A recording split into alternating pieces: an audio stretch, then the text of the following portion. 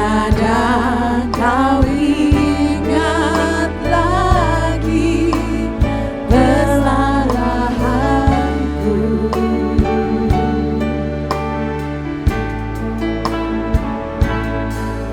Jauh ke dalam tumir laut kau melemparkan dosaku. Tiada kau perhitungkan kesalahanku. Betapa besar, betapa besar kasih pengampunanmu Tuhan. Tak kau pandang hina hati yang hancur.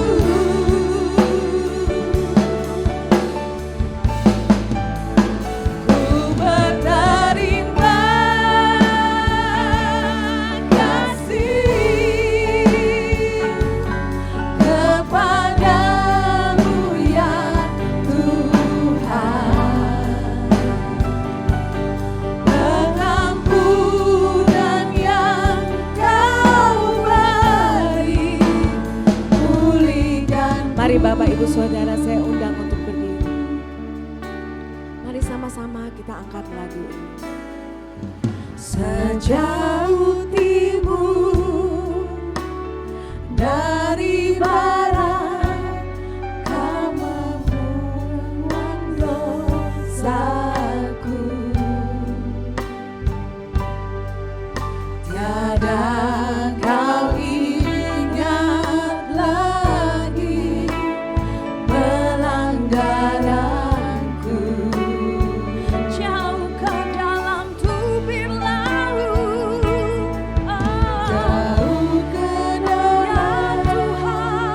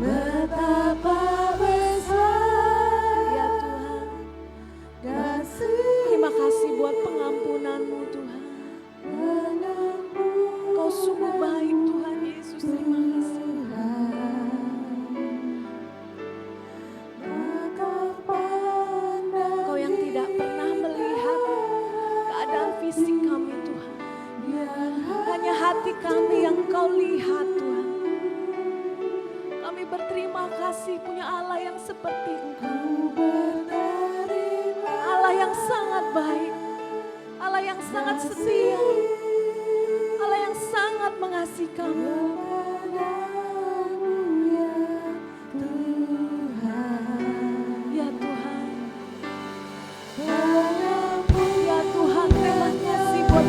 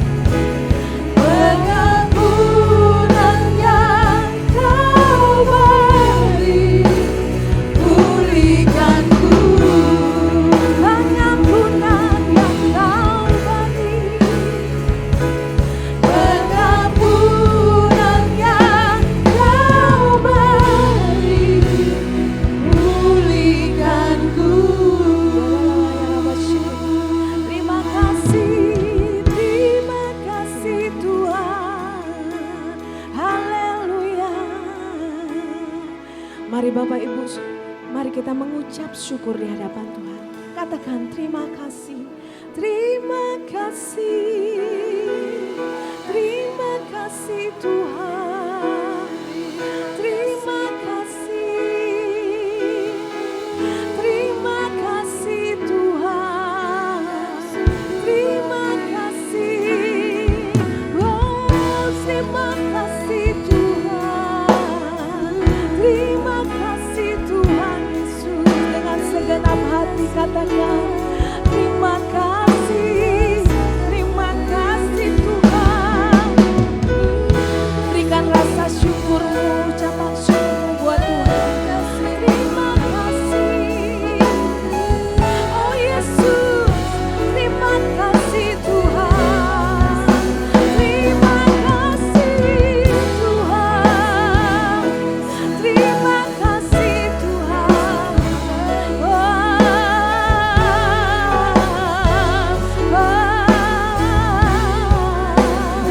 Terima kasih Yesus, terima kasih Yesus. Haleluya, haleluya. Terima kasih Tuhan. Pagi hari ini Tuhan, kami menghadap tahta-Mu. Kami mau bawa hati kami Tuhan di hadapan Engkau Tuhan Yesus. Tuhan Yesus, ampuni Tuhan bila ada kesalahan dan pelanggaran yang sudah kami perbuat Tuhan, yang tidak menyukakan hati Engkau. Ampuni Tuhan. Biarlah Tuhan kami mau bertobat, kami minta ampun di hadapan-Mu Tuhan. Pagi hari ini biarlah Tuhan kami mohon Kau yang kuduskan kami Tuhan. Kau yang basuh kami Tuhan dengan darah-Mu yang kudus. Supaya pagi hari ini Tuhan, urapan-Mu Tuhan yang baru Tuhan boleh tercurah atas kami. Kami minta urapan-Mu yang baru pagi hari ini Tuhan.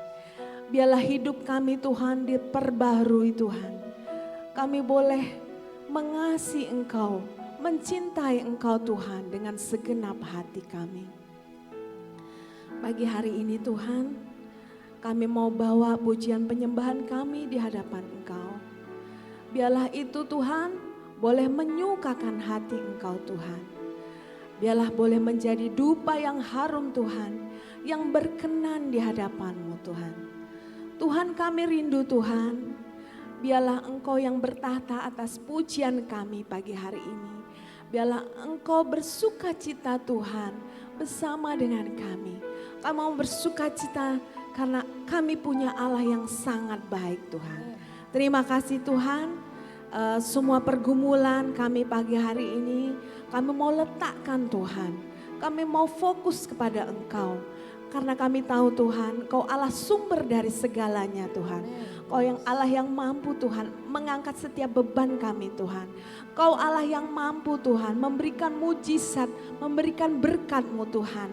Oleh karena itu Tuhan, kami mau fokus pagi hari ini untuk menyenangkan hati Engkau saja. Terima kasih Tuhan, kami mau serahkan doa ini hanya di dalam nama Tuhan Yesus kami berdoa. Amin. Shalom Bapak Ibu Saudara. Bagaimana kabarnya hari ini? Luar biasa, mana senyumnya? Enggak kelihatan ya? Oh ya, tapi dari matanya kelihatan bahwa Bapak Ibu semuanya matanya berbinar-binar, semuanya tersenyum. Amin. Karena kita bahagia punya Tuhan yang sangat baik. Amin. Setuju? Setuju. Kalau setuju, lambaikan tangannya. Haleluya. Bapak Ibu Saudara, kita semua punya masa lalu, benar? Kita punya masa lalu yang baik dan buruk, tapi pagi hari ini di dalam Tuhan kita punya masa depan yang baik, kita punya pengharapan yang luar biasa. Amin. Bapak Ibu Saudara, mari kita berlari meninggalkan masa lalu kita. Amin. Mari kita angkat pujian ini.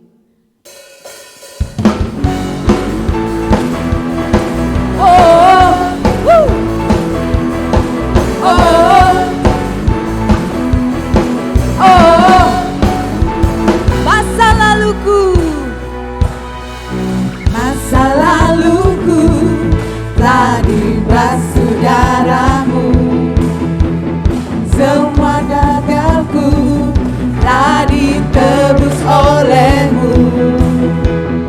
Mengenal-Mu itu lebih dari segalanya, tinggal dalam-Mu itu kebanggaanku.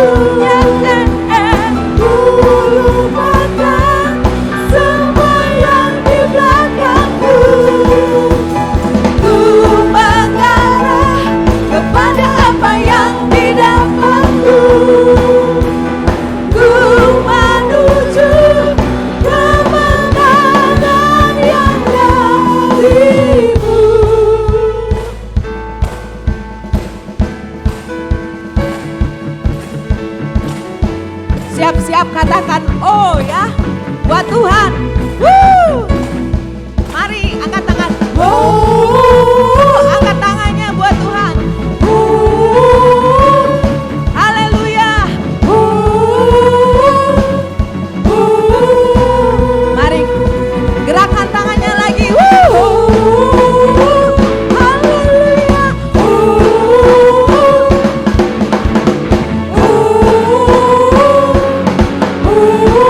Sekali lagi. Haleluya.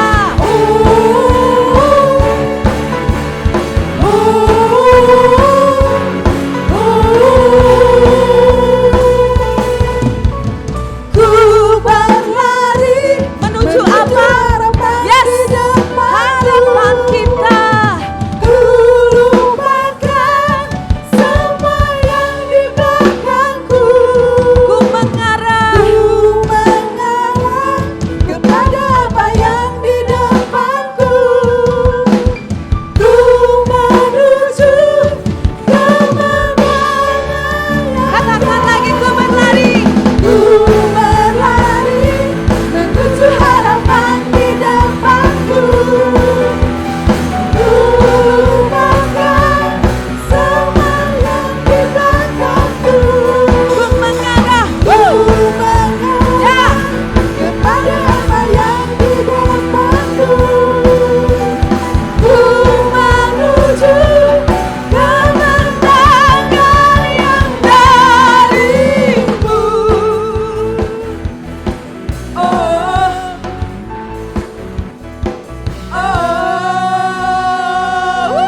Katakan haleluya. Haleluya. Hanya Tuhan yang bisa membawa kita pada harapan berkemenangan. Amin, Amin. Bapak Ibu Saudara. Setuju? Tuhan Yesus yang sudah berkorban buat kita. Tuhan Yesus yang sudah disalib untuk menebus dosa-dosa kita. Pagi hari ini, karena kasih-Nya yang begitu besar, mari Bapak Ibu Saudara, mari kita memuliakan nama Tuhan. Kita terus menyembah Tuhan, menyenangkan hati Tuhan. Baik dalam penyembahan, pujian, juga kita mau menyenangkan Tuhan dengan melakukan semua firman Tuhan, semua perintah Tuhan. Amin Bapak Ibu Saudara. Mari kita angkat pujian ini.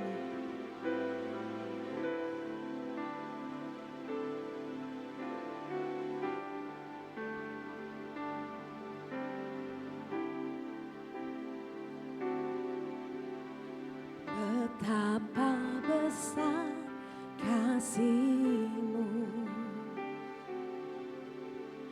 Kau selamatkan hidupku. Salib berat pun tak membuatku berpaling untuk membelaku, untuk membelaku. Hidupku hanya bagi-Mu, mengagungkan nama-Mu. Dunia tak dapat membuatku berpaling dari kasih-Mu, dari cinta-Mu. Pengorbananmu menyadarkanku betapa berharganya hidupku di pandangan mata-Mu. Kau yang memilih hidupku.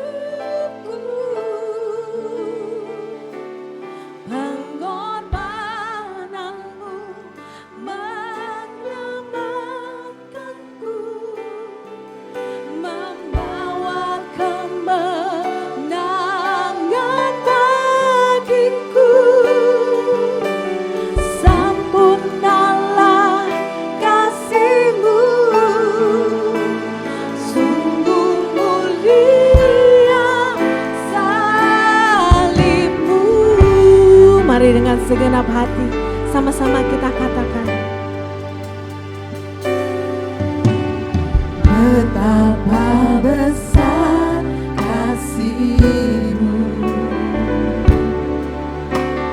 sambungkan hidupku. Salib beratku tak membuatmu berpaling, untuk membelaku, untuk membelaku. Hidupku hanya bagimu, oh Tuhan, mengagungkan nama-Mu. Dunia tak dapat membuatku berpaling dari kasih-Mu, dari cinta-Mu, dari cinta-Mu. Pengorbananmu menyabarkanku, betapa berharganya hidupku. Di genggaman mata-Mu, Kau yang memilih hidupku. Rasakan pengorbananku Tuhan, pengorbanan Tuhan, menopangkanku, membawa kemenangan bagiku. Sempurnalah kasih-Mu, sungguh mulia Katakan hidupku dulu. Hidupku dulu telah berlalu, telah berlalu. Kau gantikan dengan masa depan yang baru. Yes. Bukan bernyanyi, terus takkan berhenti. Bersama-Mu Tuhan, raih kemenangan. Katakan lagi, hidupku dulu, hidupku dulu. Katakan lagi, yes, yes, semua telah berlalu. Kau gantikan dengan masa depan yang baru. Bukan berlari, takkan berhenti. Bersama Tuhan, raih kemenangan.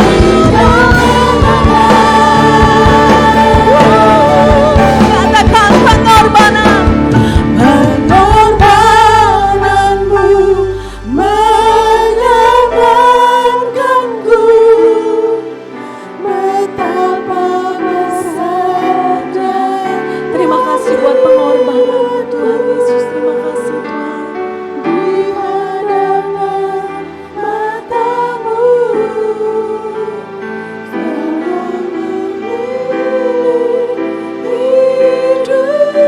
katakan lagi pengorbanan-Mu Tuhan. Pengorbanan menyelamatkan kami, membawa kemenangan bagi kami.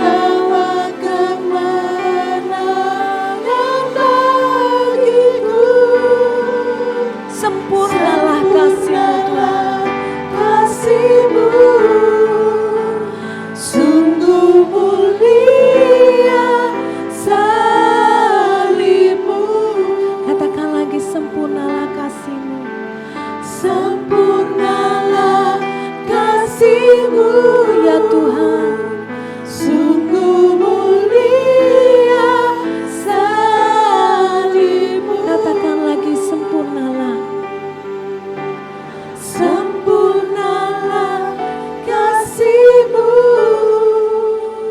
sungguh mulia salib-Mu.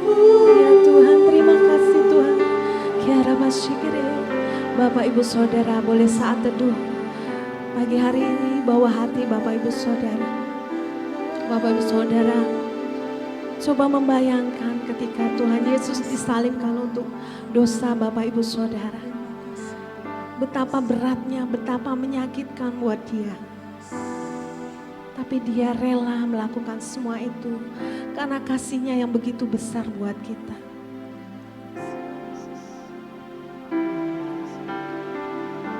Katakan di hati Bapak Ibu Saudara, Tuhan, ini aku Tuhan, ini aku Tuhan, anakmu Tuhan, ampuni Tuhan, ampuni setiap dosaku, ampuni Tuhan yang selama ini Tuhan, aku yang selalu menyakiti hati Engkau, ampuni Tuhan. Biarlah Tuhan, pagi hari ini Tuhan, kami mau bertobat dengan sungguh-sungguh Tuhan. Kami mau bertobat Tuhan yang menyenangkan hati Engkau. Biarlah Tuhan Kau yang pimpin Tuhan. Supaya kami boleh mendapatkan kasih karunia-Mu Tuhan. Untuk bertobat yang sungguh-sungguh. Tuhan, kami tidak mau lagi Tuhan untuk menyakiti hati Engkau Tuhan. Karena Engkau sangat mengasihi kami Tuhan. Mari Bapak Ibu Saudara buka hati, buka jiwa Bapak Ibu Saudara buat Tuhan.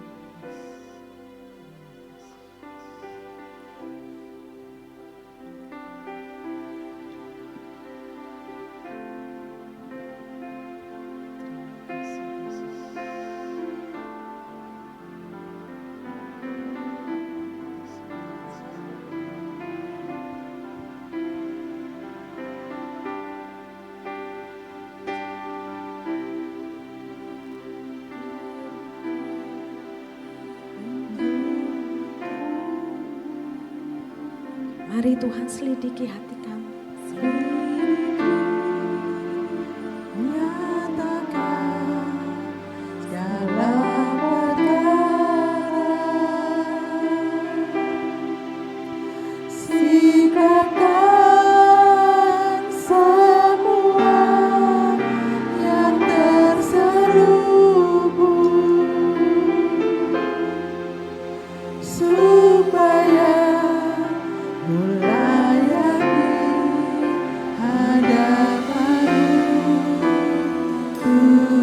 Mari katakan lagi. Jiwaku terbuka untukmu Tuhan. Sedikit nyatakan segala perkara, yang singapkan semua yang terselubung Tuhan. Sikapkan semua yang terselubung,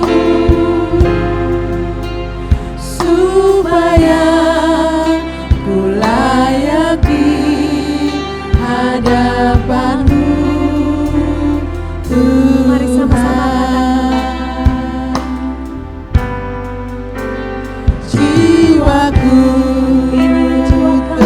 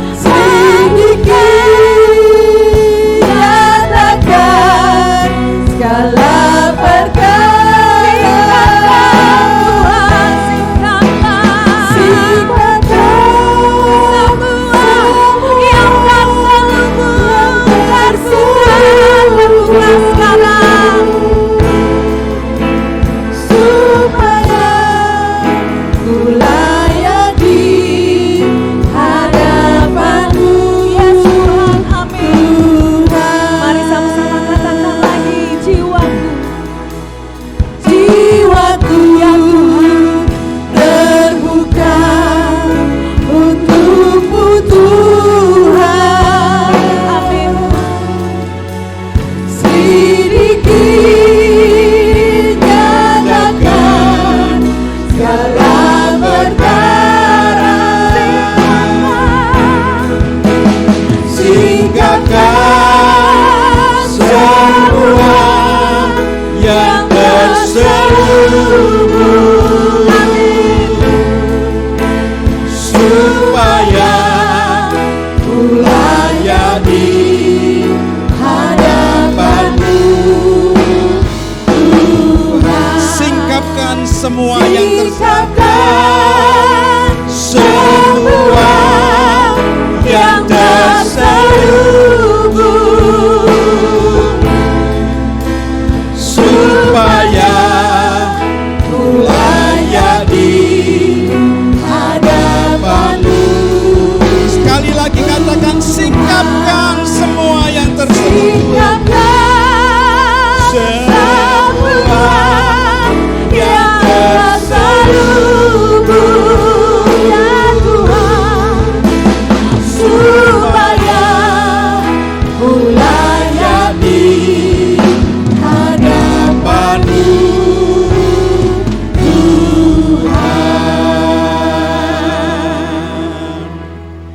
Hanya Engkau ya Tuhan yang sanggup menyingkapkan semua selubung yang ada di dalam benak, pikiran dan hati kami.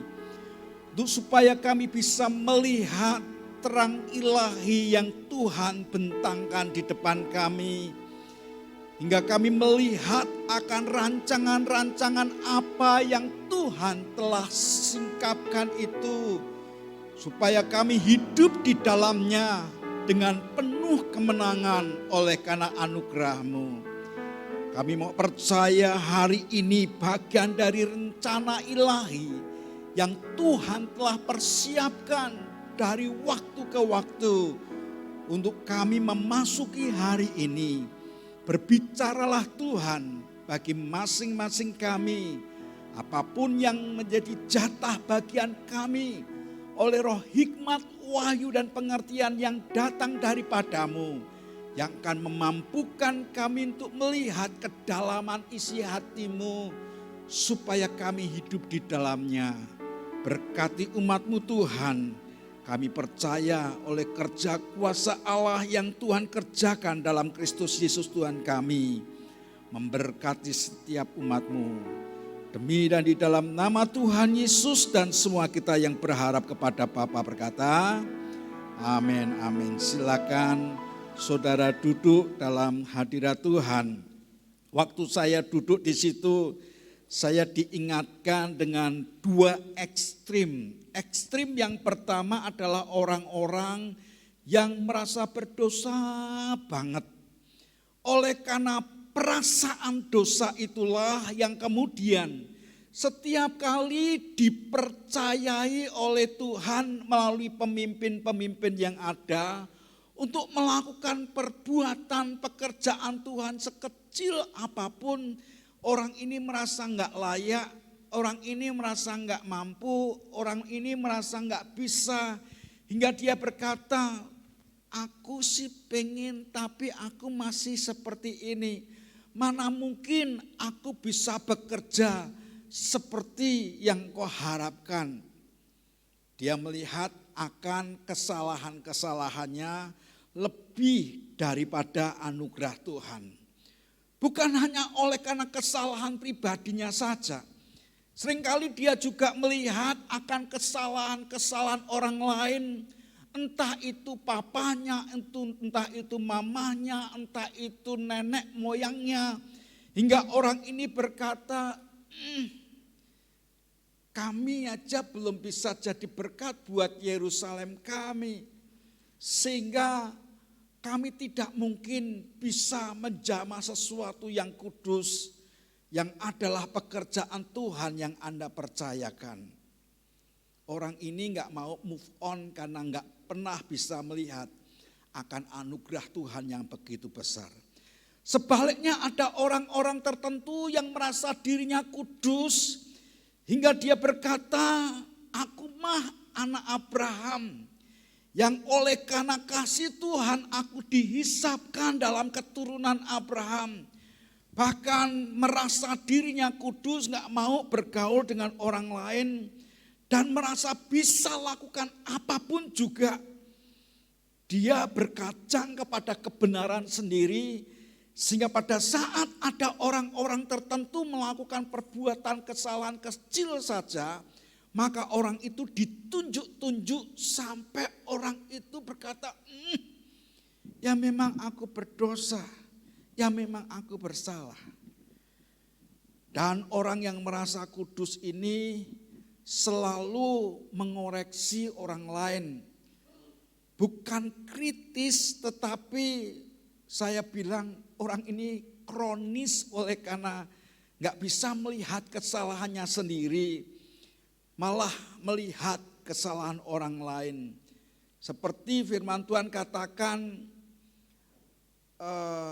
balok di depan mata tak tampak, sedangkan pasir atau sebutir pasir di tempat kejauhan dia bisa melihatnya. Dua ekstrim yang kalau kita menilai kedua-duanya keliru, sehingga kita perlu melihat akan kasih karunia Tuhan. Dan disinilah dalam 1 bulan ini kita membicarakan mengenai kasih yang tidak berkesudahan. Dan bagian pagi hari ini kita akan merenungkan sebuah perbuatan yang dilakukan oleh Tuhan Yesus yang menunjukkan kebangkitannya adalah kasih-Nya telah mengalahkan semua kelemahan-kelemahan kita. Ada banyak orang yang mencoba untuk menyerang atau menyerang akan firman Tuhan, sehingga mereka mencoba untuk dengan pola pikir mereka menyesatkan akan banyak orang, sehingga ada banyak orang tidak yakin mengenai perbuatan kebangkitan Yesus Kristus dari antara orang mati yang sesungguhnya telah mengalahkan kelemahan-kelemahan kita. Lihat saja dalam 1 Korintus pasalnya yang ke-15, sebuah pernyataan yang disampaikan oleh Rasul Paulus, bagaimana dia bersaksi, berkata-kata berdasarkan firman, untuk mengingatkan akan setiap orang yang telah percaya bahwa benar apa yang dilakukan oleh Yesus Kristus yang telah mengalami kelahiran sesuai dengan kitab suci, kehidupan sesuai dengan kitab suci, kematiannya sesuai dengan kitab suci, kebangkitannya sesuai dengan kitab suci, kenaikannya ke surga sesuai dengan kitab suci, bahkan dia duduk di sebelah kanan Allah sesuai dengan kitab suci, dan dia akan datang kembali menjemput orang-orang percayanya sesuai dengan kitab suci. 1 Korintus pasalnya yang ke-15, kita akan membaca terlebih dahulu ayat yang pertama sampai dengan ayatnya yang ke-7 atau ayat yang ke-8. 1 Korintus pasal yang ke-15 ayatnya yang kedua sampai dengan ayat yang ke-8. Sudah ketemu, katakan amin. Baca bersama-sama dengan saya. Oleh Injil itu kamu diselamatkan asal kamu teguh berpegang padanya. Kuncinya ini saudara, teguh berpegang padanya. Pada apa? Pada perbuatan yang dilakukan oleh Injil itu. Jangan berpikir Injil itu sebuah buku. Injil itu sebuah kehidupan yang dimanifestasikan dalam pribadi Tuhan Yesus Kristus. Injil itu dimulai dari pernyataan nubuatan dalam perjanjian lama, kemudian diekspresikan melalui kelahiran Yesus Kristus Tuhan sesuai dengan kitab suci, dan kehidupan Yesus Kristus Tuhan sesuai dengan kitab suci. Bahkan ada orang yang mempertanyakan pada saat Yesus hidup di tengah-tengah mereka.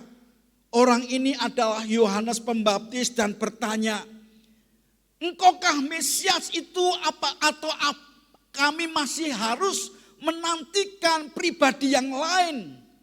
Padahal dia sendiri yang menyatakan, yang mendeklarasikan, berkata, melepas akan tali kasutnya aja aku gak layak. Tatkala Yesus menyerahkan diri untuk dibaptis, dia bersaksi, ada suara dari surga dan Roh Kudus yang menyerupai burung merpati turun ke atasnya, dan anak manusia yang adalah Kristus Yesus itu keluar dari air oleh karena dia menyerahkan diri untuk dibaptis. Dia masih bertanya-tanya, engkaukah Mesias itu atau kami harus menantikan akan pribadi yang lain?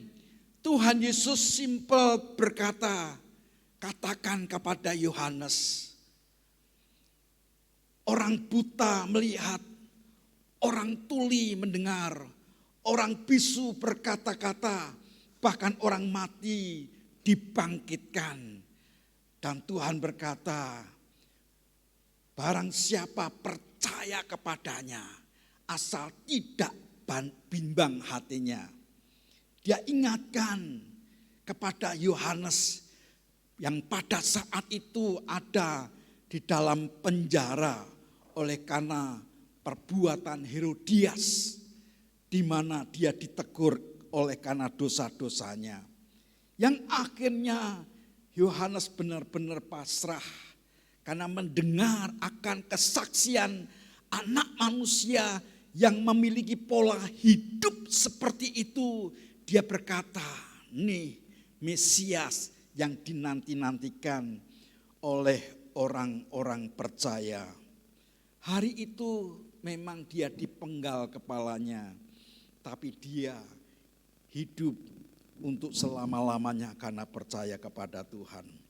Injil itu berita bukan hanya nubuatan tentang kelahirannya, tetapi manifestasi kelahiran Yesus, kehidupan Yesus, kesengsaraan Yesus, kematian Yesus sampai di atas kayu salib.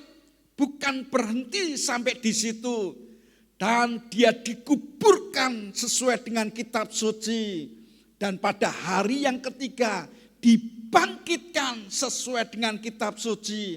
Bukan berhenti sampai di situ, disaksikan oleh 500 orang lebih. Dia naik ke surga dan duduk di sebelah kanan Allah Bapa. Mungkin kita belum melihat, tapi karena iman kita percaya, dia berdoa syafaat buatmu dan buatku. Sampai hari ini, sampai suatu hari dia akan datang kembali untuk menyambut orang-orang yang percaya kepadanya. Hingga pujian berkata, ada pertemuan di udara, pertemuan yang manis. Saya rindu bertemu di sana jauh di udara. Nyanyian yang terdengar yang belum pernah didengar adalah kegirangan dan anak Allah yang pimpin kita pertemuan di udara. Amin saudara. Itulah Injil yang kemudian Alkitab berkata ayatnya yang berikutnya. Saya bacakan ulang dari ayat yang kedua. Oleh Injil itu kamu diselamatkan asal kamu teguh berpegang padanya. Seperti yang telah kuberitakan kepadamu. Kecuali kalau kamu telah sia-sia saja menjadi percaya. Kenapa sia-sia? Karena setiap pribadi pasti mengalami kegoncangan dengan berbagai macam cobaan, berbagai macam ujian, berbagai macam tantangan. Sebab pribadi lepas pribadi, katakan pribadi lepas pribadi harus menghadapi goncangan itu. Jangan dipikir enak percaya kepada Yesus. Karena kepercayaan itu harus diuji seperti emas yang sedang dimurnikan. Amin. Setiap kita seharusnya bersyukur tatkala Anda dan saya sedang diperhadapkan dengan ujian, diperhadapkan dengan percobaan, dia perhadapkan dengan berbagai macam goncangan. Kita berkata, aku percaya, aku sedang dimurnikan supaya hidupku ketemu iman yang murni, percaya kepada Yesus seperti emas yang murni, yang digoncangkan, yang terus menerus dimurnikan. Saya pernah di Kalimantan dan tinggal bersama-sama dengan orang-orang pendulang emas, pencari emas. Mereka sekalipun telah mendapatkan kelap-kelip emas yang ada, mereka masih harus memurnikan. Ada yang mendapatkan di sungai-sungai, ada yang mendapatkan di liang-liang. Mereka harus menggali tanah sampai menemukan, entah itu berupa batu-batu keras ataupun berupa sesuatu yang mereka ngerti ini emas ada. Mereka dapatkan kalau batu keras itu harus dihancurkan. Setelah dihancurkan diayai. Setelah diayai baru didulang. Setelah didulang kemudian dimurnikan. Dicampur dengan air raksa. Setelah dicampur dengan air raksa dibakar. Ketemulah emas yang murni. Yang memang mahalnya luar biasa. Selanjutnya, saya percaya iman itu yang terus-menerus digoncangkan. Itu sebabnya Tuhan peringatkan, jangan mengandalkan kekuatan manusia. Jangan mengandalkan akan sesama. Alkitab berkata, terkutuklah orang yang mengandalkan manusia. Terkutuklah orang yang mengandalkan kekuatannya. Tapi berbahagialah orang yang mengandalkan Tuhan. Siapa Tuhan yang hadir yang Anda sembah? Yang Anda percaya dalam kitab sucikah? Atau Anda dengar dari kata orang? Kalaupun dari kata orang benar, maka Anda pun masih akan mengalami proses pengujian. Karena iman mendengar dari kata orang. Seperti Ayub yang berkata, dari kata orang saja aku mendengar akan engkau. Sehingga pada saat dia diuji, dicobai, hari-hari itu hampir dia mengalami kejatuhan. Tapi puji nama Tuhan, Tuhan Yesus senantiasa berdoa buat orang-orang yang seperti itu. Supaya tahan uji. Sehingga pada saat orang itu tahan uji, mereka menyelesaikan permasalahannya, maka mereka bisa menceritakan kepada orang-orang yang sedang menghadapi masalah yang sama. Ngomong sama sebelahnya, sedang diuji ya, santai.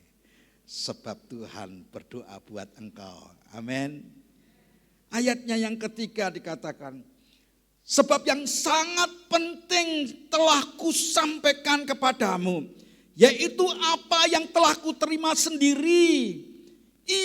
Ialah bahwa Kristus telah mati karena dosa-dosa kita sesuai dengan kitab suci. Kematiannya itu oleh karena dosa-dosa kita sesuai dengan kitab suci.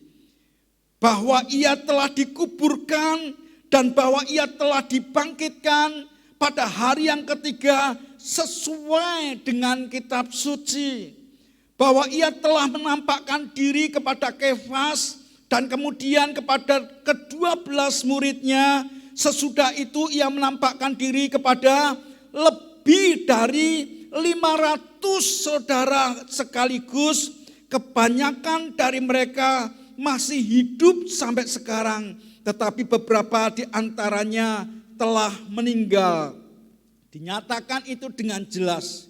Di masa kehidupan Rasul Paulus, dia masih melihat para saksi mata di mana mereka ketemu secara pribadi Tuhan Yesus.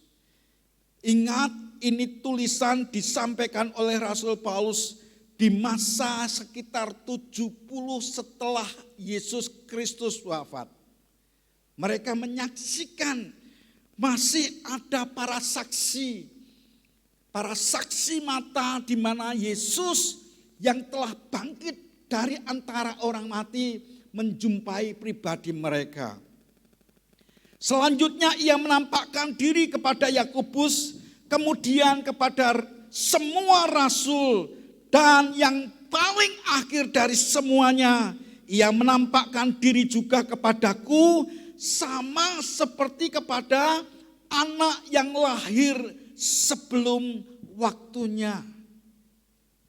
Rasul Paulus sendiri menyadari, mestinya belum waktunya aku ketemu dengan pribadinya. Tapi oleh karena anugerah, bahkan dia menyebut seperti anak yang belum lahir pada waktunya. Apa yang diungkapkan ini untuk memberikan ketegasan pengajaran bagi orang-orang yang ada di Korintus waktu itu, yang sudah diajari, yang sudah mendengar tentang kesaksian pribadi Yesus yang telah mengalami kematian dan kebangkitan. Apa yang diungkapkan oleh Rasul Paulus ingin memberikan petunjuk kepada mereka, mengajar kepada mereka bahwa Yesus telah mati dan telah bangkit. Kenapa itu perlu disampaikan dalam Injil Tuhan? Karena memang sampai hari ini pun masih banyak orang yang tidak percaya bahwa Yesus itu mati dan bangkit dari antara orang mati. Ayat yang ke-9 saya bacakan buat Anda. Karena aku adalah yang paling hina dari semua rasul, bahkan tidak layak disebut rasul, sebab aku telah menganiaya jemaat Allah. Tetapi karena kasih karunia Allah, aku adalah sebagaimana aku ada sekarang. Dan kasih karunia yang dianugerahkannya kepadaku tidak sia-sia. Sebaliknya, aku telah bekerja lebih keras daripada mereka semua. Sebab bukannya aku, melainkan kasih karunia yang telah menyertai aku. Ini orang yang sadar banget kemampuan, kesanggupan, kebisaan bukan karena aku, melainkan anugerahnya yang diberikannya kepadaku. Nah, pada saat kita membaca ayat ini, mungkin beberapa orang berkata, itu kan Rasul Paulus. Beda dong dengan aku. Kalau aku nggak mampu, nggak bisa. Yang membatasi kita nggak mampu, nggak bisa itu siapa? Ya si aku itu sendiri. Sebab sesungguhnya kalau masing-masing kita melihat akan anugerah Tuhan yang telah diberikan pada masing-masing kita, Anda mungkin tidak akan pernah berkata, anugerahnya Rasul Paulus beda dengan anugerahku.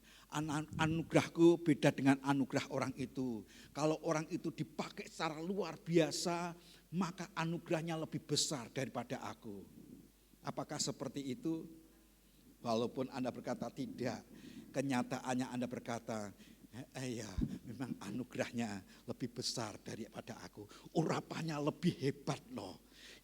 Semuanya kemudian membuat kita begitu kecil. Padahal harga yang dibayar pribadi lepas pribadi sama seharga Kristus Yesus Tuhan yang telah mati yang telah bangkit di antara orang mati. Ayat yang ke-11, sebab itu baik aku maupun mereka, demikianlah kami mengajar dan demikianlah kamu menjadi percaya. Dan ayat yang ke-12 ini bagaimana argumentasi yang disampaikan untuk meneguhkan orang-orang yang sampai hari ini belum pernah bisa dan belum bisa menerima anugerah Allah yang seharusnya. Jadi bila mana kami beritakan bahwa Kristus dibangkitkan dari antara orang mati, bagaimana mungkin ada di antara kamu yang mengatakan bahwa tidak ada kebangkitan orang mati? Kalau tidak ada kebangkitan orang mati, maka Kristus juga tidak akan dibangkitkan. Tetapi andai kata Kristus tidak dibangkitkan, maka sia-sialah pemberitaan kami dan sia-sialah juga kepercayaan kamu.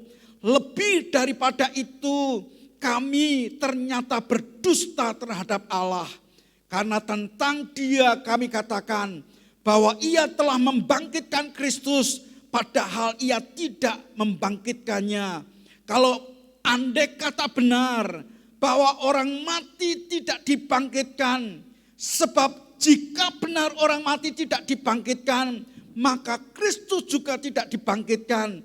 Dan jika Kristus tidak dibangkitkan, maka sia-sialah orang yang memiliki kepercayaan seperti kamu dan kamu masih hidup dalam dosa. Hanya karena ada orang-orang tertentu yang merasa dirinya masih terikat di dalam dosa dan belum pernah bisa menang terhadap kelemahannya, maka orang itu menilai kebangkitan Kristus itu sia-sia. Enggak mungkin ada kebangkitan dari antara orang mati. Dan disinilah Rasul Paulus mengungkapkan kalau memang benar tidak ada kebangkitan orang mati, maka Kristus pun tidak akan bangkit dari antara orang mati.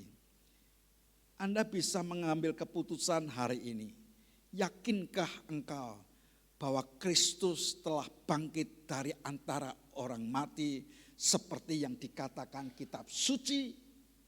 Jangan dijawab dulu.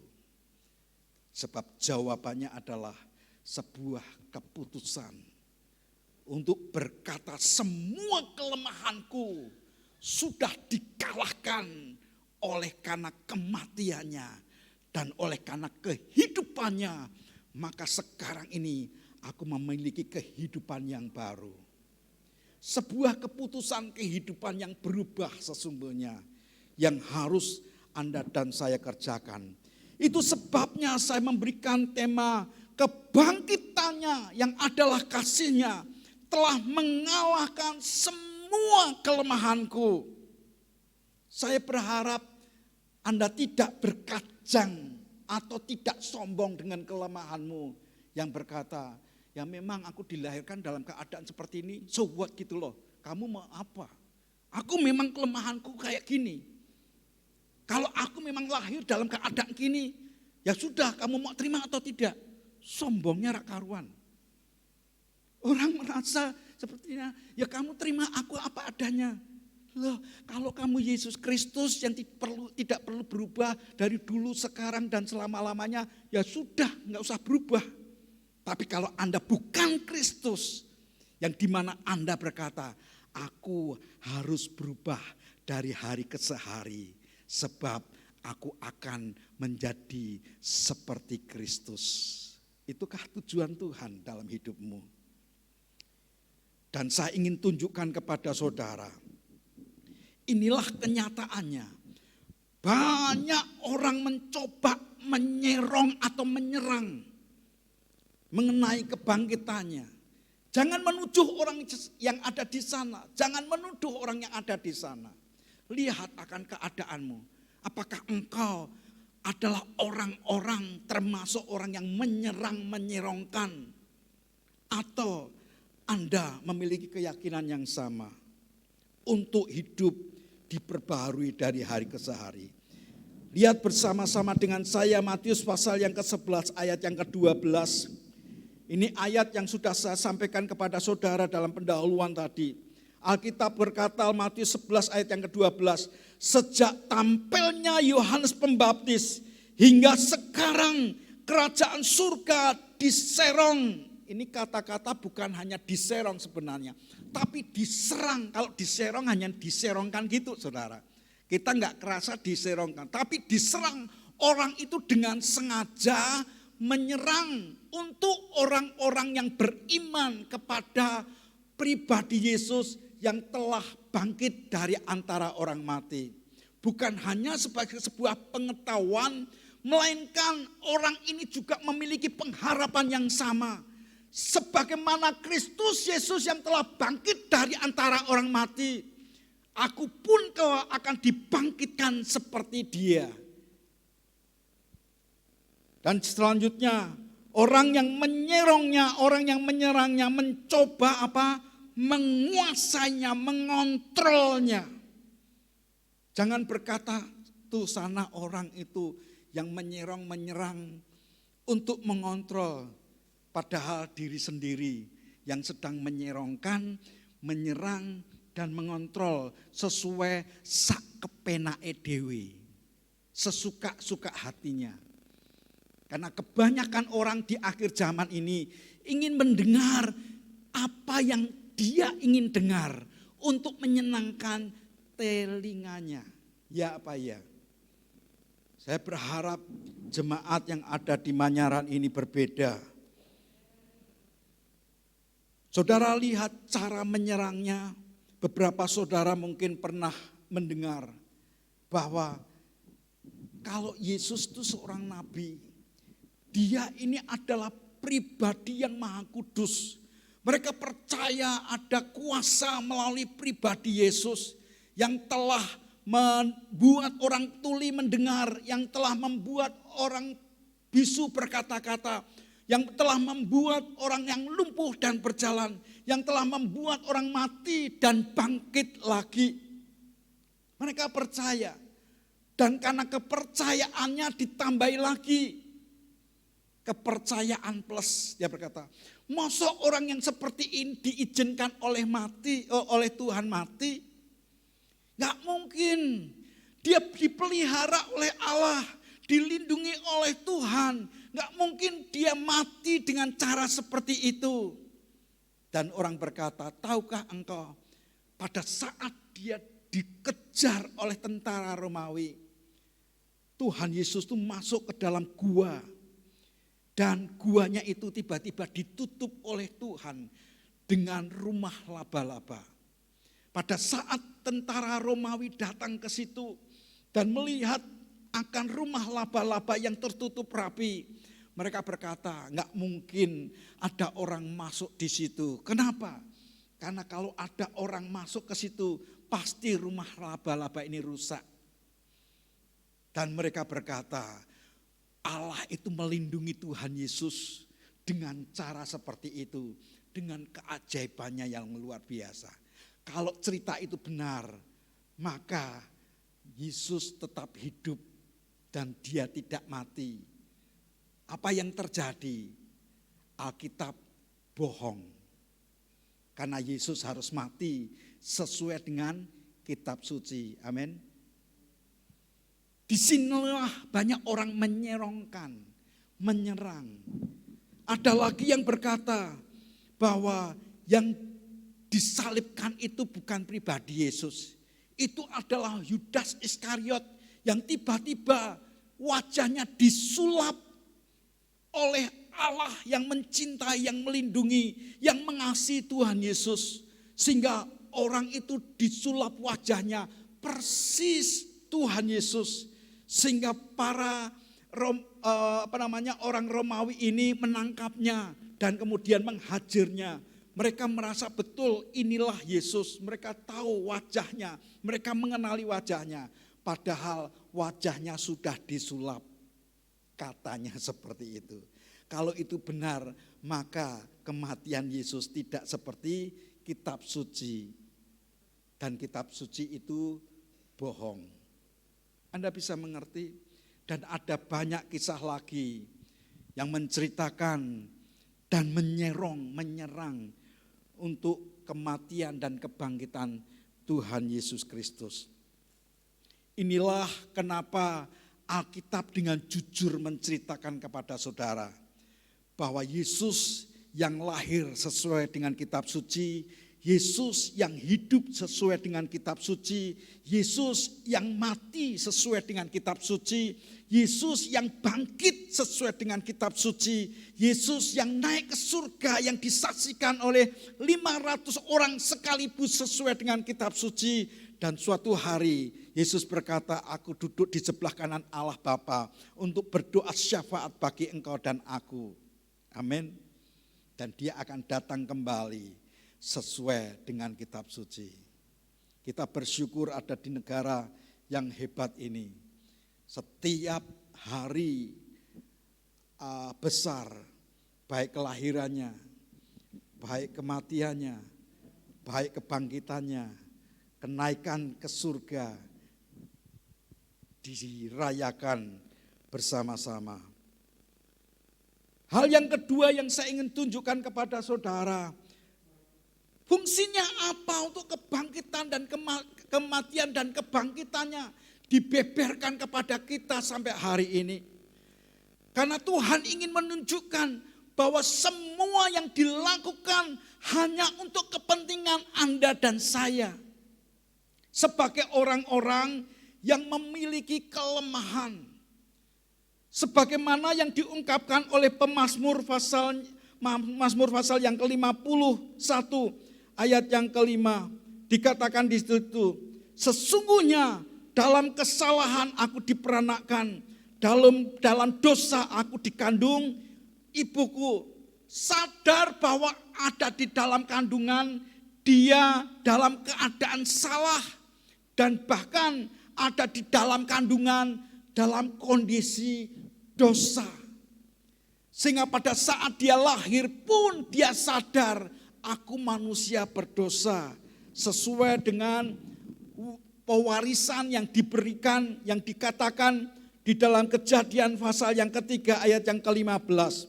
Kejadian pasal yang ketiga ayat yang ke-15. Setiap manusia mewarisi kutuk Taman Eden yang diungkapkan oleh Tuhan sendiri. Kejadian 3 ayat yang ke-15. Aku akan mengadakan apa saudara?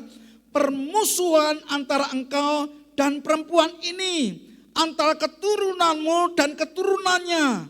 Keturunannya akan meremukkan kepalamu dan engkau akan meremukkan tumitnya.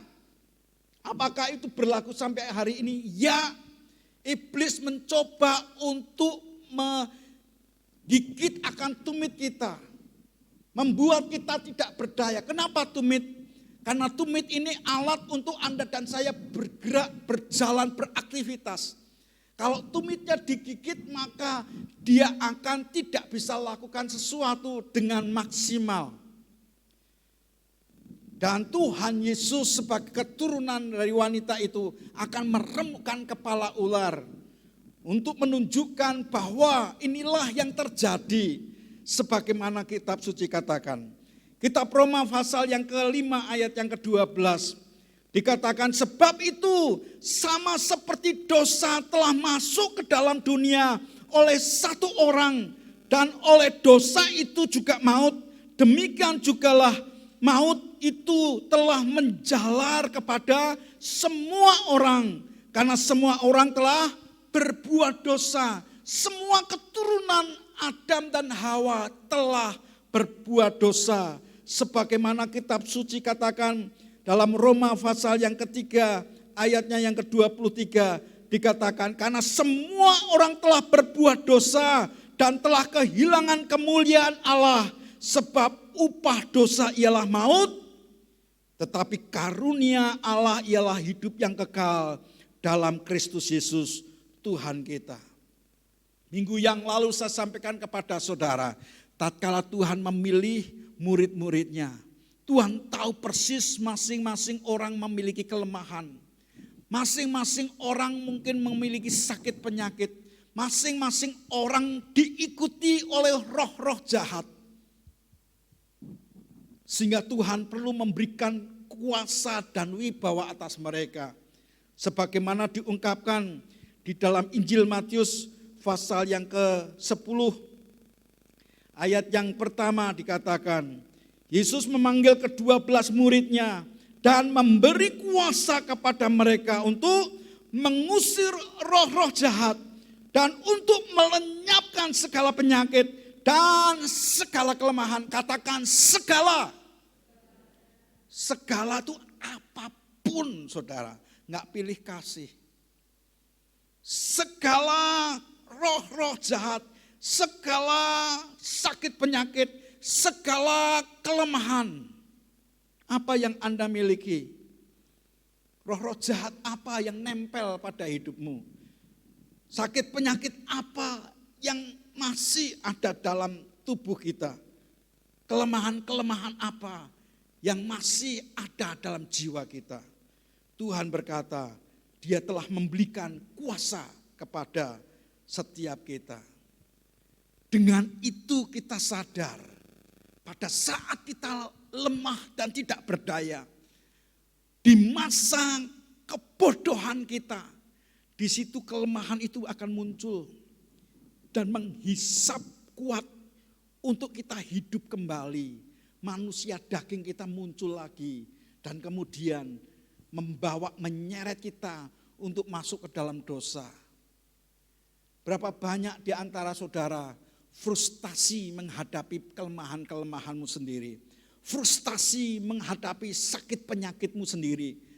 Frustasi melihat akan kejahatan-kejahatanmu sendiri. Karena roh-roh itu seringkali bergejolak dalam hidup kita. Dan Tuhan berkata, aku telah memberikan kuasa kepadamu. Dan biarlah kita sadar untuk kita bisa melepaskan itu bersama-sama dengan kuasa darahnya yang telah diberikan kepada kita. Amin. Hari ini begitu Anda disadarkan bahwa ada sesuatu yang masih menyeret kita, mencoba menyeret kita untuk berbuat jahat, berbuat dosa, bahkan ada sakit penyakit tertentu. Anda stand before the Lord, engkau berdiri di hadapan Tuhan dan deklarasikan, Tuhan, engkau yang telah memberikan kuasa untuk mengalahkan semua roh-roh jahat, untuk melenyapkan segala sakit penyakit dan segala kelemahan. Dan engkau lihat akan keadaanku ini. Aku mau bebas hari ini di dalam nama Tuhan Yesus Kristus. Nama di atas segala nama. Mungkin Anda berkata, penyakitku begitu lama. Ada seorang hamba Tuhan, dia terkena eksim. Mungkin 25 tahun lebih dia kena eksim. Sampai Tuhan berikan pengertian itu. Dia berkata, eksim engkau harus lenyap dari tubuhku. Sebab tubuhku adalah bait Allah. Bukan rumah sakit di dalam nama Yesus. Eksim engkau pergi. Sampai suatu hari dia lupa. Dia cari eksimnya dan sudah tidak ada. Berikan kemuliaan buat Tuhan. Hari ini pun Tuhan ingin berbicara pada masing-masing hidupmu hari ini. Kelemahan apa, kejahatan apa, sakit penyakit apa. Semuanya harus nyingkir dari hidup kita. Sebab Tuhan telah mentahirkan hidupmu. Dengan cara bagaimana Tuhan menolong kita. Alkitab menunjukkan kepada kita pemulihan dengan cara Allah sendiri. Di mana dimulai dengan Yohanes pasal 3 ayatnya yang ke-16. Alkitab berkata, karena begitu besar kasih Allah akan dunia ini, sehingga ia telah mengaruniakan anaknya yang tunggal, supaya setiap orang yang percaya kepadanya tidak binasa, melainkan beroleh hidup yang kekal. Aku datang untuk memberikan hidup supaya hidupmu berkelimpahan. Kalau disebut berkelimpahan itu seringkali orang kemudian berpikir, oh ini teologi kelimpahan. Saya berkata kelimpahan itu bukan karena material saja, saudara. Kelimpahan itu dimulai dari hati yang limpah. Walaupun mungkin dia nggak punya seperti seorang wanita yang sudah janda, dia membawa 2 peser uang yang dia milikinya dan kemudian diserahkannya di rumah ibadah. Hari itu dia berkata, orang ini telah memberi lebih banyak dari semua orang sebab dia memberi dari segala yang dia milikinya. Karena dia tahu anugerah Tuhan yang jauh lebih besar. Suatu hari ada seorang anak muda, dia begitu haus dan lapar akan Tuhan untuk mengerti bagaimana hidup dalam kerajaan surga. Dan Tuhan berkata, oh baik kalau engkau mau hidup dalam kerajaan, jangan membunuh, jangan berzina, jangan bersaksi dosa, jangan semua dikatakan. 10 perintah Allah, dia berkata, oh Tuhan itu sudah aku lakukan sejak aku kecil. Apa mungkin Anda akan berkata, wah ini jempolnya Tuhan langsung diacungkan. Hebat ya, dari kecil sudah mentaati 10 hukum Taurat. Tuhan lihat hatinya, oh kalau gitu tinggal satu saja. Jual semua hartamu, bagikan kepada orang-orang miskin dan ikutlah aku. Apakah hari itu anak muda itu memutuskan ikut Tuhan? Tidak, saudara. Karena apa? Di mana hartamu, di situ hatimu. Apa kira-kira itu Tuhan tuh suka melihat umatnya jadi miskin gitu, saudara? Menurut saya enggak. Karena pengikutan akan Tuhan, mencari Tuhan lebih dahulu dan hidup dalam kebenarannya, maka semuanya akan ditambahkan kepadamu. Alkitab berkata seperti itu. Carilah dahulu kerajaan Allah dan kebenarannya, maka semuanya akan ditambahkan kepadamu. Tuhan mau pada saat Anda percaya kepada Dia seluruhnya. Pada saat Tuhan perintahkan sesuatu, kerjakan. Hingga Tuhan berkata dalam 1 Yohanes 1 pasal ayatnya yang ke-12. Semua orang yang telah menerimanya diberi kuasa supaya dia menjadi anak-anak Allah, yaitu mereka yang percaya dalam namanya. Tuhan rindu untuk setiap kita diangkat jadi anak-anaknya. Bukan karena kita, melainkan karena kasih Tuhan, karena inisiatif Tuhan. Anda memutuskan untuk percaya itu merupakan sesuatu anugerah. Tuhan mau untuk menghidupi kepercayaan itu. Roma pasal yang ke-5 ayatnya yang ke-10 dikatakan. Sebab jikalau kita ketika masih seteru diperdamaikan dengan Allah oleh karena kematian anaknya. Lebih-lebih kita yang sekarang telah diperdamaikan pasti akan diselamatkan oleh hidupnya. Pentingnya Yesus bangkit dari antara orang mati. Tuhan mau untuk Anda memiliki kedamaian, tinggal dalam keteduhan, bahkan sukacita dalam anugerah Tuhan. Kolose pasal yang pertama, ayat yang ke-22, saya bacakan buat saudara. Kolose pasal pertama, ayatnya yang ke-22. Dikatakan sekarang diperdamaikannya di dalam tubuh jasmani Kristus, yang oleh karena kematiannya untuk menempatkan kamu kudus dan tak bercacat dan tak bercela di hadapannya. Tuhan rindu masing-masing kita tampak sebagai pribadi yang kudus dan yang tak bercacat dan tidak bercela di hadapan Tuhan.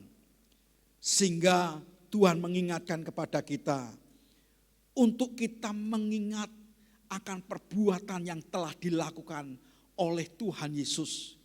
Dia lahir seperti yang dikatakan oleh kitab suci. Dia hidup sesuai dengan kitab suci. Dia mati sesuai dengan kitab suci. Dan dia bangkit sesuai dengan kitab suci. Dia naik ke surga sesuai dengan kitab suci.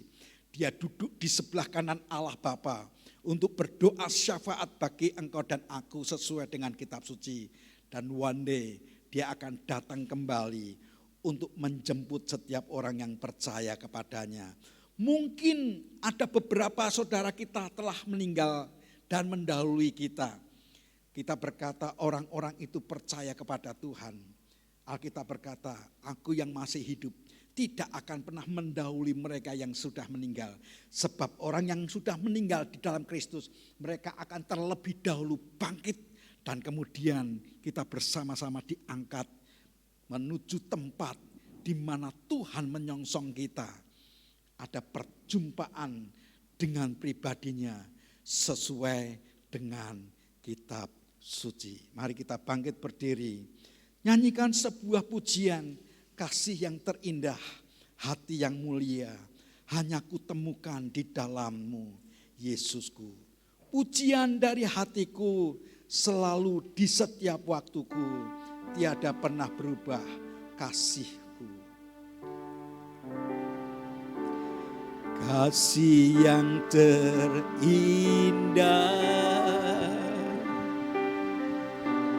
hati yang mulia, hanya ku temukan di dalammu,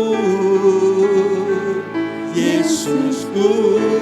Pujian dari hatiku, pujian dari hatiku, selalu di setiap waktuku, selalu di setiap waktuku. Tiada pernah berubah kasihku. Karya terbesar, karya terbesar dalam hidupku, pengorbananmu yang selamatkanku. Engkaulah harta yang tak ternilai yang dimiliki dan ku hargai. Yesus engkau ku kagumi. Saudara, biarlah pujian ini kita lantunkan yang keluar dari dasar hatimu. Sebab kejahatan-kejahatan apa yang masih dalam dirimu, sakit penyakit apa yang masih tinggal dalam tubuhmu, dan bahkan kelemahan-kelemahan apa yang menggerogoti jiwamu untuk tidak bergerak melakukan sesuatu yang Tuhan mau. Sebab sesungguhnya masing-masing kita dipanggil, ditetapkan, dan diizinkan mengalami sebuah proses untuk supaya kita berubah sesuai dengan rencananya. Lepaskan semua keletihan, lepaskan semua beban, lepaskan semua penghalang untuk Anda melayani Tuhan. Hari ini pun Tuhan mau kita sendiri, masing-masing dari diri kita berkata, Tuhan, kasih-Mu begitu indah, begitu mulia, dan hanya aku temukan di dalam pribadi-Mu. Nyanyikan pujian ini sebagai doa kita, ungkapan syukur kepadanya.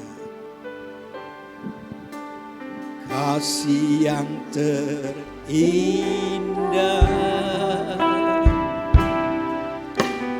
hati yang mulia,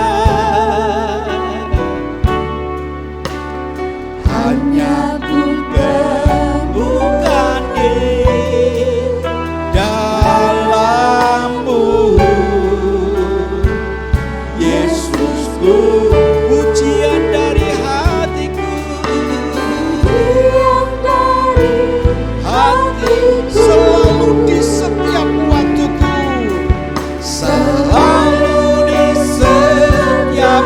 Bapakku, tiada pernah berubah kasih-Mu padaku. Pernah berubah kasih-Mu, karya terbesar, Karya terbesar dalam hidupku, pengorbananmu yang selamatkanku.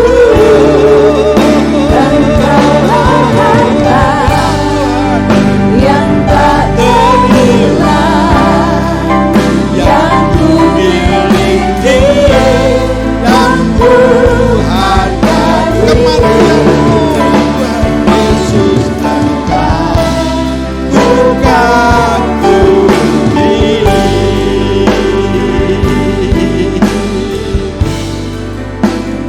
Karya terbesar dalam hidupku, pengorbananmu dan selamatkanku.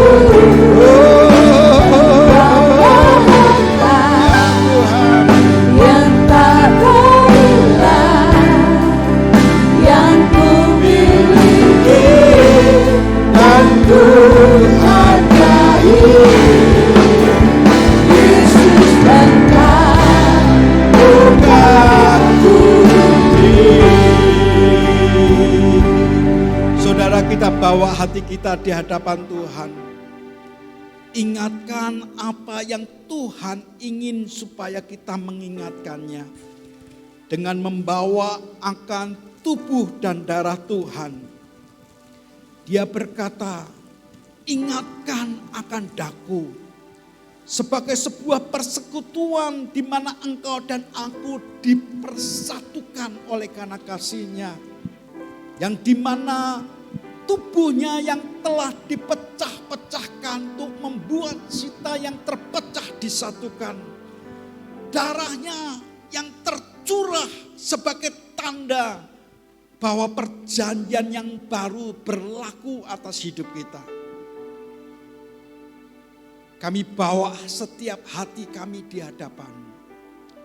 Engkau yang telah membenarkan dan melayakkan kami oleh karena percaya kepada-Mu. Hari ini kami terima tubuh yang terpecah dengan sengaja Engkau lakukan. Supaya kami yang terpecah dilekatkan kembali, disatukan dengan Engkau. Terima kasih Tuhan untuk tubuh-Mu.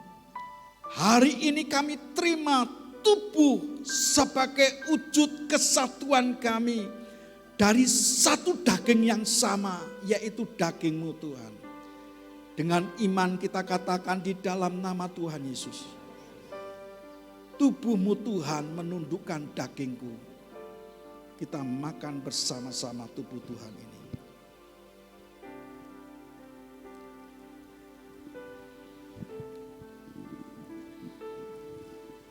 Demikian juga dengan darah perjanjian yang telah dinyatakan. Darahku tertumpah sebagai tanda perjanjian yang baru. Dan kami terima Tuhan darah-Mu ini. Yang Engkau berkata membuat kami satu sebagaimana Engkau dengan Bapa satu. Dengan iman kita katakan di dalam nama Tuhan Yesus. Darah-Mu Tuhan menundukkan jiwaku.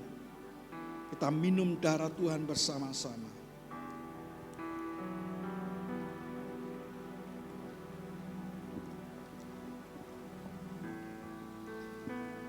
Terima kasih Tuhan, terima kasih Tuhan. Kasih yang terindah,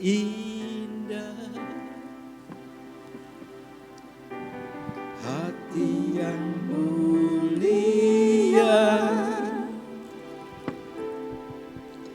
hanya ku temukan di dalam-Mu, Yesusku. Pujian dari hatiku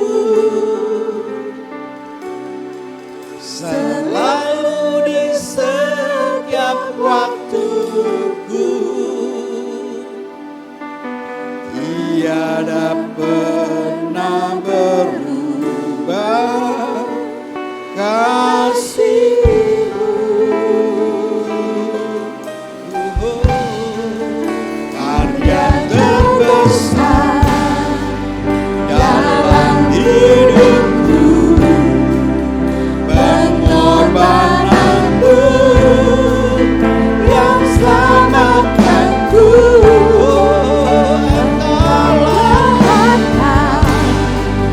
Yang tak ternilai, yang ku Miliki dan ku hargai, Yesus Engkau bukan bumi. Karya terbesar, karya terbesar dalam hidupku, pengorbananmu yang selamatkanku. Haleluya.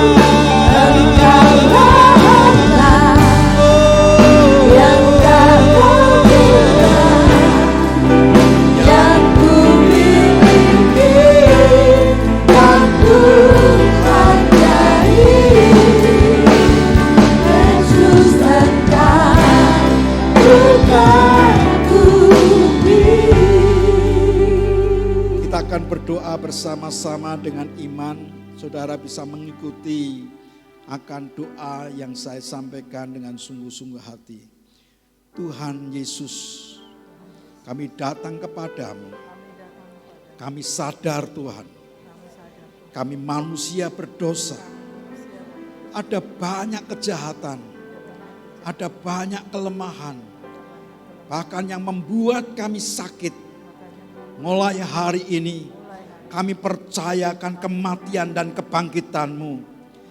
Kebangkitan-Mu Tuhan mengubah hidupku. Kebangkitan-Mu Tuhan yang membuat aku bisa mengalahkan semua sakit penyakit, kelemahanku, dan semua roh jahat. Di dalam nama Tuhan Yesus, Engkau telah nyatakan sejak 2000 tahun yang lampau, semua kelemahanku sudah dikuburkan bersama-sama dengan kematian-Mu. Sakit penyakitku sudah disalibkan bersama dengan salib-Mu. Semua kejahatanku telah dibawa ke dalam maut, dalam kematian, supaya aku memiliki kehidupan yang baru, yang lama sudah berlalu, dan aku menerimanya di dalam nama Yesus. Hidupku yang sekarang ini, yang aku hidupi, bukan kepunyaanku lagi, melainkan Engkau Yesus yang hidup di dalam aku. Di dalam nama Tuhan Yesus, aku percaya namaku telah tertulis dalam kitab kehidupan-Mu, supaya di mana Engkau berada, aku pun berada. Dalam nama Tuhan Yesus. Terima kasih Tuhan, terima kasih Tuhan. Terima kasih Tuhan, terima kasih Tuhan. Kuriang kalalama sidikiata karalapa. Ucapkan syukur saudara, ucapkan syukur. Kiriana lama sidikanta karalapa sidikata karalapa. Sementara saudara mengucap syukur dengan suara yang lirih, maka akan muncul pikiran-pikiran, diingatkan akan kejahatan, diingatkan akan dosa, diingatkan akan sakit penyakitmu, diingatkan akan segala kelemahanmu. Pada saat engkau mengingatnya, engkau berkata, di dalam nama Tuhan Yesus, darahnya sudah menebus dosa-dosaku. Semua kejahatanku sudah dipasung di atas kayu salib. Oleh bilur-bilurnya, sakit penyakitku sudah disembuhkan di dalam nama Tuhan Yesus. Hori karalapa sindikianta karalapa sikianta karalapa. Hore kasanta karala prolopo sikianta karalapa sikianta kara. Yehere kasyanta karalama sekiata karalama. Monto korolopo sekiata karalapa sekiata karalapa se. He karalapa shanda karalapo rolopo sekianta karalapa sekiata karalapa. Saudara, beberapa saudara belum bisa move on. Oleh karena engkau tersandung. Karena pernah melihat akan perbuatan salah orang-orang tertentu yang membuat engkau tersendat dan engkau berkata, mana mungkin aku bisa mengerjakannya. Kalau ketemu dengan orang itu, hatiku masih sakit, hatiku enggak senang, hatiku tidak mau bergerak.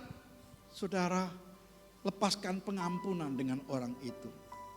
Dengan katakan di dalam nama Tuhan Yesus, sebagaimana Tuhan telah mengampuni aku melepaskan pengampunan kepada orang itu. Engkau ditunjukkan dengan orang-orang tertentu yang benar-benar menyakitkan hatimu. Izinkan Tuhan memberikan kekuatan kepadamu. Sebagaimana engkau telah menerima pengampunan yang datang daripada Tuhan. Yang telah menebus dosa-dosamu, yang telah menebus semua pelanggaranmu, yang telah menebus akan semua kejahatanmu, dan bahkan telah membinasakan semua kejahatanmu sejauh timur dari barat.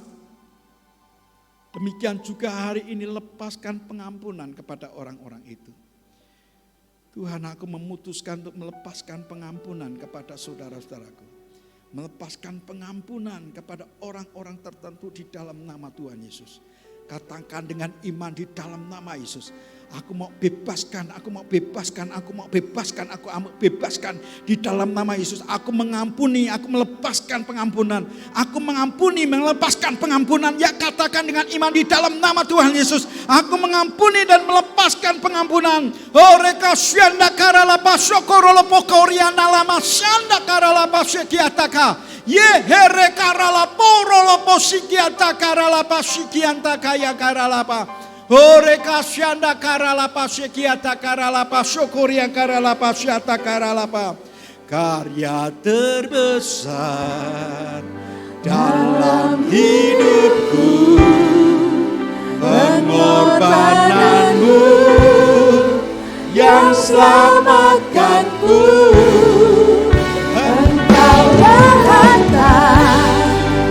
Yang tak ternilai, yang ku miliki, yang ku hargai. Katakan bersama-sama. Yesus engkau ku kagumi. Ya, katakan karya terbesar dalam hidupku. Karya terbesar dalam hidupku. Ya Tuhan, ya Tuhan, ya Tuhan. Pengorbananku Ya Tuhan, ya Tuhan, ya Tuhan. yang selamatkanku. Engkau rahata yang tak ternilai, yang ku miliki dan ku hargai. Yesus engkau ku kagumi. Yesus engkau ku kagumi. Yesus engkau ku kagumi. Yesus engkau ku kagumi.